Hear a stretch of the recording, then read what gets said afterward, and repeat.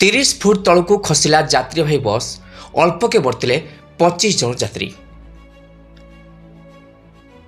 Khordha Balangir 57 number ଜାତୀୟ ରାଜପଥ ପୁରୁଣା କଟକ ଥାନା ଅନ୍ତର୍ଗତ ବଦଳା ନିକଟସ୍ଥ ଝିଲିମିଳିଆ ଘାଟି ବାଙ୍କ ନିକଟରେ ଗତ ରାତି ପ୍ରାୟ 12ଟା ସମୟରେ ବଲାଙ୍ଗୀର ଠାରୁ କଟକ ଯାଉଥିବା ଏକ ଯାତ୍ରୀବାହୀ ଜେମା ବସ୍ ଘାଟିରେ ଉଠି ନ ପାରିବାରୁ ଧୀରେ ଧୀରେ ତଳକୁ ଗଡ଼ି ଆସି ଡାହାଣ ପଟ ରାସ୍ତା ପଟରୁ ପାଖାପାଖି 30 ଫୁଟ ତଳକୁ ଖସି ଯାଇଥିଲା।